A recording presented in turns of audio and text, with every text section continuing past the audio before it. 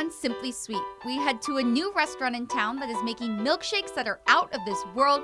I share a festive dessert and refreshing cocktail, perfect for the 4th of July. Welcome back to Simply Sweet. I'm Allison Gargaro, and we have a great show ahead for you. But first, we are going to be taking you to a new restaurant in downtown Bakersfield, the 1800. They are serving up milkshakes that are going to be the perfect way to cool off this summer. Check this out. We are at a building in downtown Bakersfield that has been around for decades, but now it has turned into the new 1800, where their approach on food is perfect for the whole family. But let me tell you a little secret. Their milkshakes are literally over the top. Let's check it out.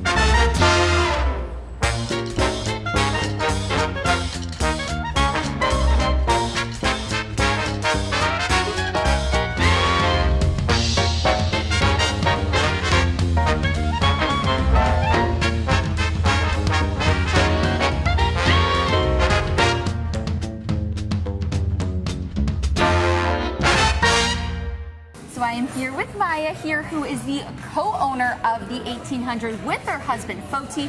So why did you guys call it the 1800? Well, that's our address.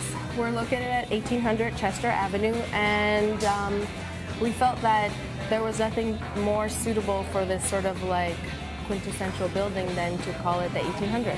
So why did you guys choose this building? I know there's so much history here. Obviously the beautiful architecture. It was something that caught my husband's eye a few years ago when it was discovered. I believe it was in 2014 when the facade was discovered. He said, you know, one day I think we should own that building. And I said, like, you're crazy, that's not gonna happen. And then here we are. That is so awesome. So what was the concept and the idea behind this awesome architecture?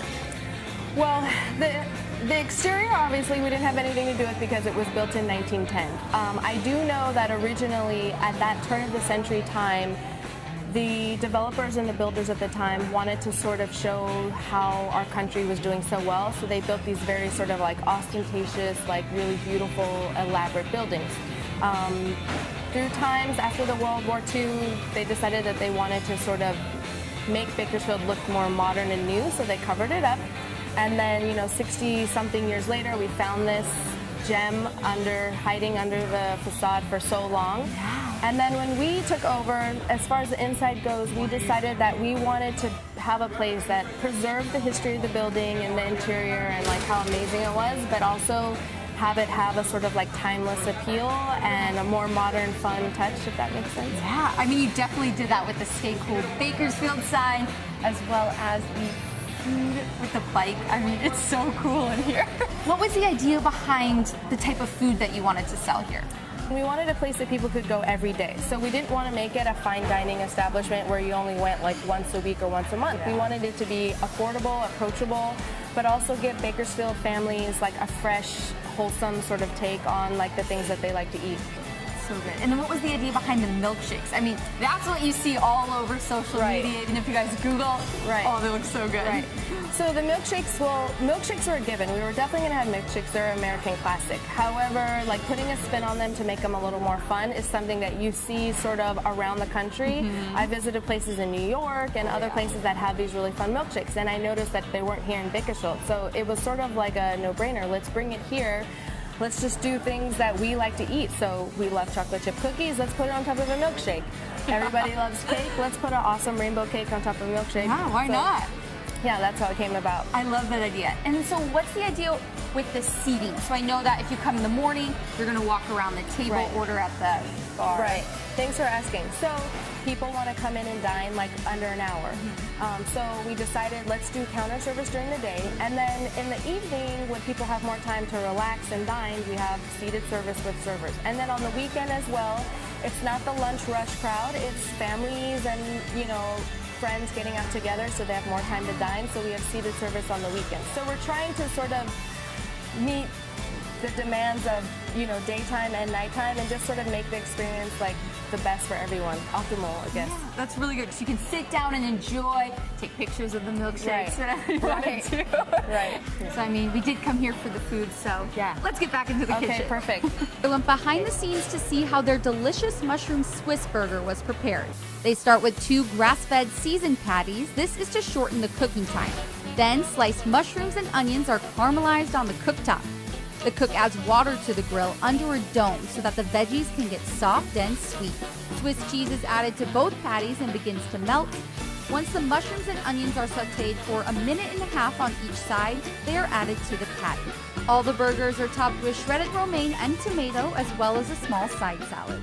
Mushroom Swiss burger. Right. So excited to taste 2 patties. Yeah. Look at this. It's huge, and you can really see every single layer, but I think we gotta dig in. Right. Agree. Oh my gosh. I really love the double patty because you're getting double the taste because there's cheese on both slices, and then you get the caramelized mushrooms and onions, and that gives it a little bit extra sweetness, and then that garlic aioli just takes it over the top, and even the bun is nice and soft, so it's not overpowering the entire burger. So now that we have a taste of these delicious burgers, I think we have to try the out of this world milkshakes. I'm ready. Let's go get one. Now we are in every milkshake lover's heaven. We are going to be making their outrageous, out of the top, and delicious milkshakes. So which one are we going to be making today? So today we're just making our birthday cake milkshake, which is made on a vanilla frosted rim with sprinkles. And then our house-made rainbow cake. Oh my gosh, look at this. 1, 2, 3, 4, 5 layers of cake, all the colors of the rainbow. It's gonna be so cute on top. So what's the first step in making a milkshake? So first step is we scoop in the vanilla ice cream. In this case, we will add a little bit of whole milk. And that's gonna make it nice and creamy Right. when you put it into the little mixer. Then we go over here and we blend it up. We pour in all that yummy milkshake goodness. And the consistency is perfect. It's gonna be great to drink through a straw. Right. Okay, this is pretty simple. This one's pretty easy as our birthday cake. We're gonna take our fun piece of cake. We literally Just push smash it it on right top in. of the thing, the cup, and whipped cream. Whoa, it's messy. How we expect it to be. We can add a little bit of sprinkles. Oh my gosh, this is so much fun. That's it. Totally messy, fun. Can you believe Milkshake. this? Like bigger than my hand, maybe even bigger than my head. This is so much fun. I mean, you have to assume that people are coming in just to get the milkshakes, right? Oh, here we go. Wow. This is incredible. Yes, they are coming in just for the milkshakes. I mean, yeah, why not? I mean, I'm gonna take a spoon and Okay. have to try a little bite. I mean, how do you even get all the way down in there? That's it.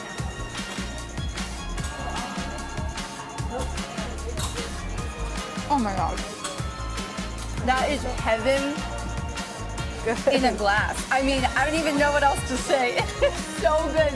I mean, the creaminess of the milkshake, and then the cake is just too good. The sprinkles, which are my absolute favorite topping. So you guys have to come out and try this. I mean, it's over the top.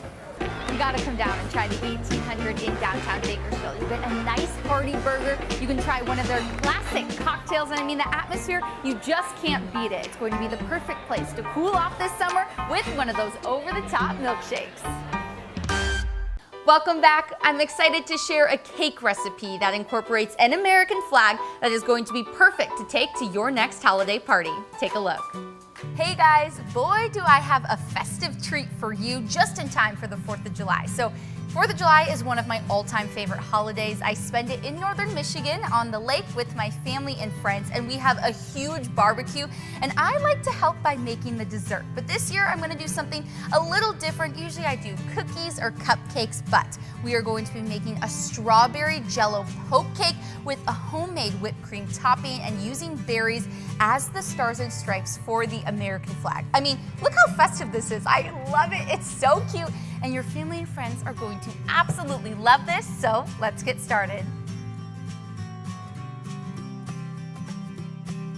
So to begin, it's super easy. We are going to start with a white cake that I made earlier. Let it cool, put a little bit of tin foil over the top, and when I took it off, a little bit of the topping came off, but don't worry, we are going to be covering this with frosting. So You can just buy boxed white cake mix, super easy. Use the directions. Usually you need to put in water, oil, and some eggs and let that cook for the time that it says on the box. Now to the fun part. So this is a poke cake after all. So we're gonna use the back of a wooden spoon, mine's just a little baby spoon, and just start poking.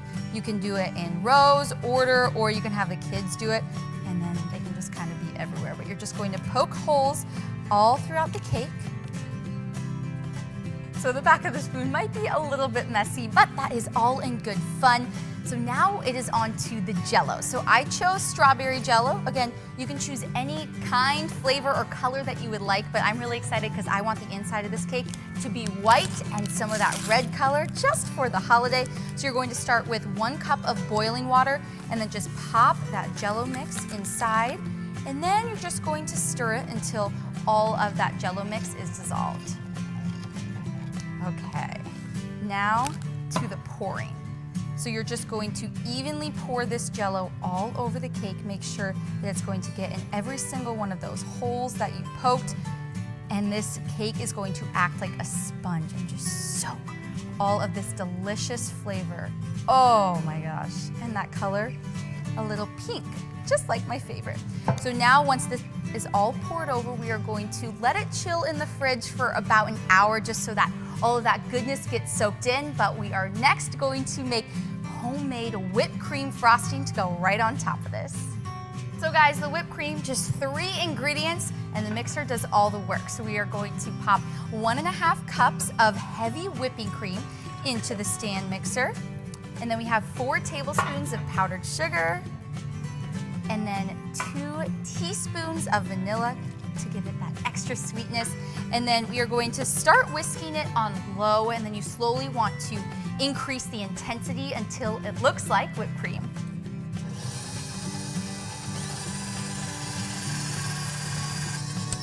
The whipped cream looks absolutely perfect. It has stiff peaks on the top, so we are just going to pop out the whisk from here. And then we are going to dump this delicious, fluffy whipped cream right on top of that cooled cake that we had. So, whew, it's so light and airy. So I'll just pop it in a few places across the cake, and then we are just going to spread it all over so you can't see any of that pink color. Now that this beautiful whipped cream is fully incorporated, it's time to make the American flag. So look at this, I have some blueberries and strawberries and whipped cream all over my hands, but that's okay. So we are going to make the blueberries look like the stars on the flag. So basically, I guess you can count 50 if you want, but I'm just going to make a little square outline of the blueberries in the upper left-hand corner, and then you're just going to start filling. Now this is super fun and festive and a great way to get the kids involved so they can make something maybe to take to your 4th of July party. But once we have the corner where all the stars are, we are going to lay out the red and white stripes. So we already have the white portion, but we are going to use the red with sliced strawberries. So you can just lay them all down like this. I probably cut about maybe 10 to 12 strawberries, and you are just going to lay them out in a line so they look like the flag.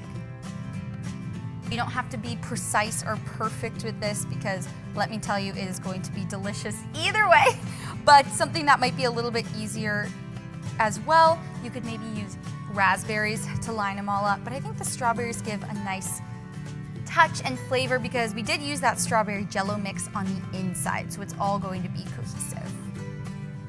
Last 2 strawberries here. I mean, how cute is this? Looks exactly like an American flag. I mean, it's so perfect. So it's going to be the perfect party dish for you to take to your 4th of July party, and the kids can help. It's a whole family affair, and I promise everybody is going to absolutely love the taste. Coming up next, we share a cool and refreshing drink that is perfect for summer. You don't want to miss this. Our summer mixology segment is here. What refreshing drink are we going to make today? We are going to be making the Padre Meal today. This is one of my all-time favorites, I think. Yes. Now this is our version of a Moscow Mule. but instead of using ginger beer, we use a house-made ginger syrup. Ooh, so what is the difference between a regular ginger beer? So a regular ginger beer, it's gonna be more fuzzy, a little bit more soda, a little bit more fizz, pop. This is going to be more ginger forward, so you're gonna get that little spice, that kick, that bite that you want out of a Moscow Mule. I think that is the best part of a Moscow Mule. Yes. Tanginess. Yes.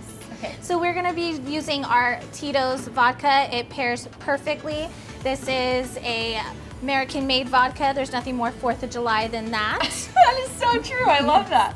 So we're gonna be doing 1.5 ounces of this vodka in our mixing glass. Drop that in there.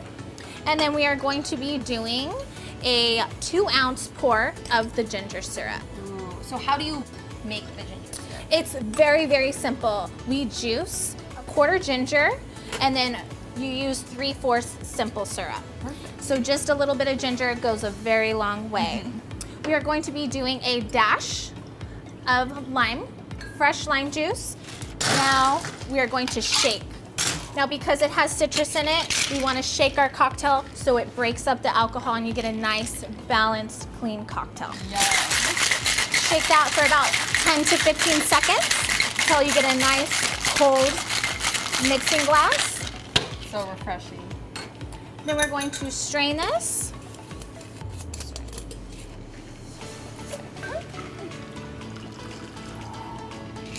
I can already smell the ginger. That's so good. And then lastly, you want to top it off with a little bit of soda water to give it that nice little zing. So you're still getting a little bit of the fizz that you're used to, but this is my favorite. And then we top it off with a slap of mint Woo! to give it a nice... Why do you slap it? Because it opens up the aromas of any herb. So any herb that you have, you want to garnish it with any kind of cocktail, you slap it and it opens up the aroma. So as you drink it, you're getting nice mint flavors. Oh my God, that smells so delicious. Very refreshing, easy summertime cocktail. So what flavors are we going to be getting out of this meal? You are going to be getting citrus flavors. You're going to be getting ginger, so a little bit of spice, and then it finishes off on a sweet note. So it's definitely a very balanced, refreshing summertime cocktail, and it is quite wonderful. It sets your palate up for any kind of summer barbecue that you're going to be going to. And we're all about those 4th of July barbecues. Yes. It's my favorite. So now that we made my favorite drink, the Moscow Mule, we want to hear from you guys. So let us know what your favorite drink is on Facebook, Simply Sweet Allison, and maybe we can feature it next time. Yes. If your restaurant would like to be featured on our next episode, send me a message on Facebook at Simply Sweet Allison. And we have so many more restaurants to get to, as well as recipes to share next time. Thanks for watching.